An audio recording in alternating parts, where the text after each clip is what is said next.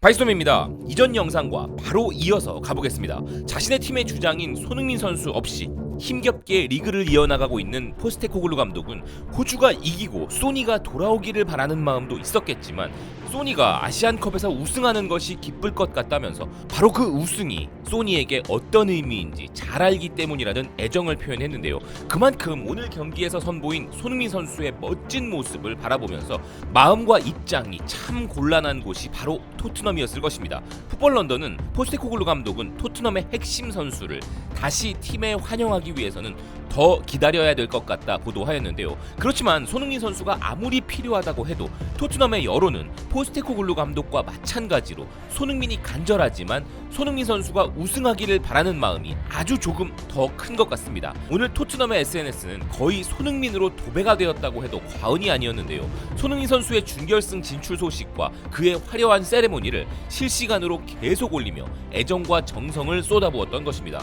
그리고 오늘 경기를 지켜본 토트넘 팬들의 반응도 엄청났는데요. 그 반응들도 한번 보시죠. 난 차마 소니의 이 모습을 보고 있진 못하겠는데 케인이 왜 소니 대신 수백 번이나 프리킥을 찬 걸까 생각하지 않을 수 없어. 아름답다. 소니가 한국 대표팀에서 멋진 프리킥을 넣는 것을 볼 때마다 케인이 골대 위로 공을 날린 장면들이 머릿속에 떠오를 수밖에 없어. 소니가 페널티킥과 프리킥으로 대한민국을 구했다. 이 남자는 엄청난 의지로 한국의 패배를 막았어. 절대적인 레전드. 미쳤어. 소니 나의 캡틴. 난 호주 사람이라 가슴이 찢어졌어. 정말 대단한 프리킥이었어. 완벽했어. 호주 토트넘 팬으로서 난 두 방의 충격을 받았어. 우리 팀은 패했고 손흥민도 팀에 복귀하지 못했어. 연장전이 끝나고 이틀밖에 못 쉬었어. 그는 시작부터 지쳐 보였고 오늘은 뼛속까지 열심히 뛰었어. 그가 능력이 있다는 건 알지만 다리가 시멘트처럼 느껴질 것이라 제대로 해낼 수 있을 거라 생각하지 못했어. 이 사람은 진짜 레전드야. 그가 온전히 자신의 의지만으로 오늘 결과를 바꾸었다는 것을 믿을 수가 없어.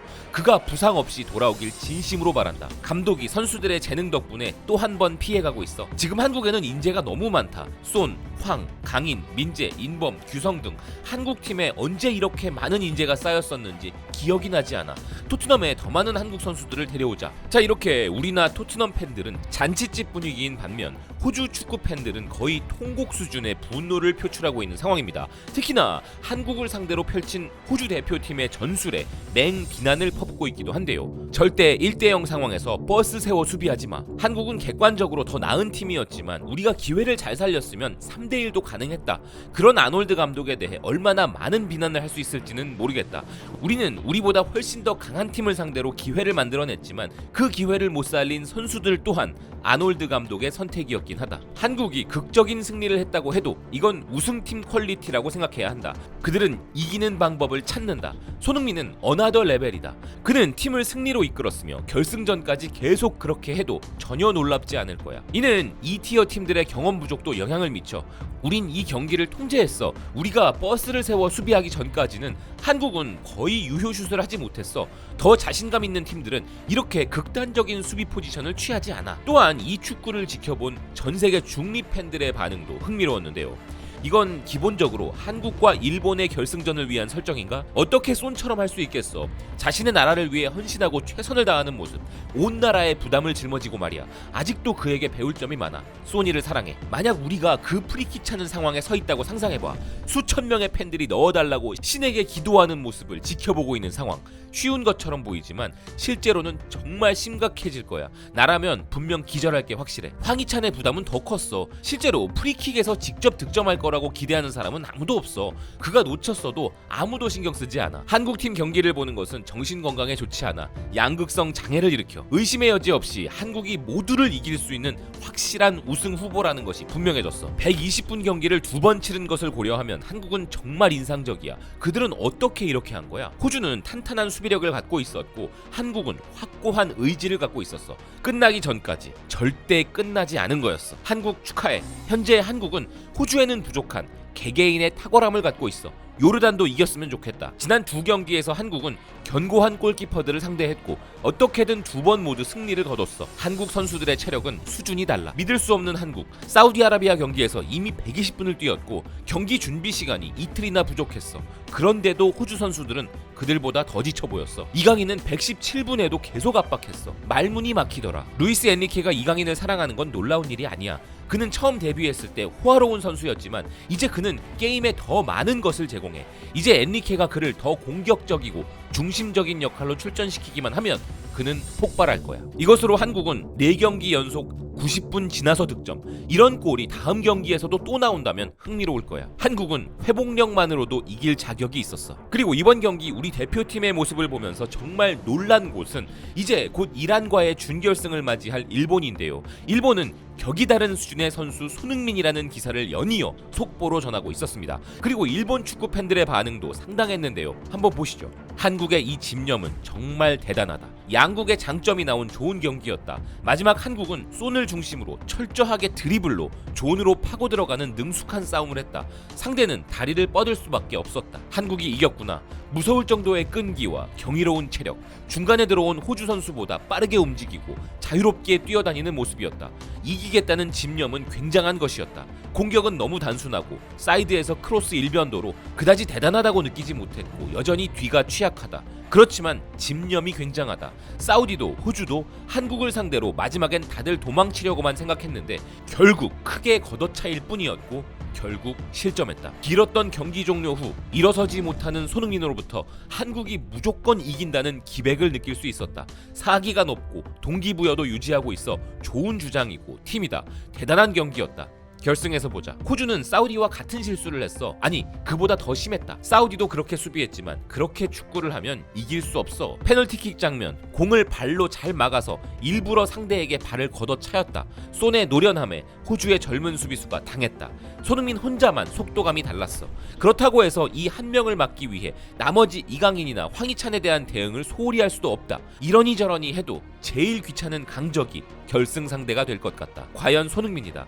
역시 실력이 있는 선수가 기백을 보여주면 결과로 이어진다. 손흥민은 상대가 다리를 뻗는 곳에 자신의 다리를 대고 페널티킥을 얻었다. 집념의 플레이를 보여주었다. 한국의 끈기가 굉장하다. 이렇게 결승에서 일본과 대결하면 한국은 피로도가 있기 때문에 일본이 유리하다고 생각하지 않는 게 좋다. WBC에 일본을 보는 것 같았다. 2번이나 기사회생을 했다. 뛰어난 손흥민은 공포다. 아시아에서는 역대 넘버원의 스트라이커일 것이다. 이렇게 되면 일본도 질 수 없다. 결승에서 한일 대결을 보고 싶다. 집념이 계속 추가 시간에 따라붙어 연장 페널티킥으로 살아남았다. 이런 강한 기분은 일본을 능가하고 있다. 일본은 연장 승부차기까지 가지 않도록 정규 시간 내에 2점 차 정도로 앞서야 한다. 골키퍼인 스즈키에게 부담을 주지 않도록 선제골을 넣어야 한다.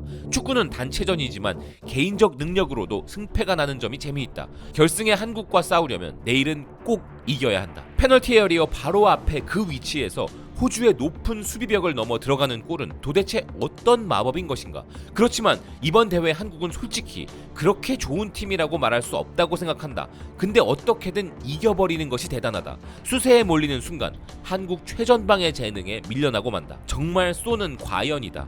톱 플레이어로서의 격의 차이다. 손과 이강인, 황희찬, 유럽 톱에서 플레이하고 있는 이 3명이 공격을 견인하고 있다. 이건 호주보다 강하다고 인식되었고 만약 일본이 결승에서 한국과 맞붙게 된다면 정말 상대하기 싫은 팀이다. 물론 일본은 이란전에 집중해야겠지만 한국의 체력과 정신력이 경기를 좌우하고 있다고 느껴진다. 호주는 후반 중반까지는 좋은 축구를 하고 있었지만 전원 수비의 클리어만 반복, 이것이 한국의 불꽃에 기름을 붓는 결과가 되었다. 바로 사우디아라비아와 같은 패턴으로 자멸했다. 한국은 개인 기량이 탁월할 뿐 좋은 축구를 했다고 말할 수는 없지만 그래도 승리할 만큼의 정신력과 체력이 있었다. 이건 너무나 강한 무기라고 다시 생각했다. 보통 수비가 많으면 지키기 쉬워진다고 생각하지만 그게 한국을 상대하는 거라면 개인의 돌파력이 뛰어나기 때문에 반대로 위험해진다. 사우디도 그랬고 호주도 한국과 경기할 때는 이기고 있어도 물러서지 않고 싸우는 것이 가장 좋을지도 모른다. 이런 방식으로 계속 승리하면 더욱 기세가 붙기 때문에 강해진다.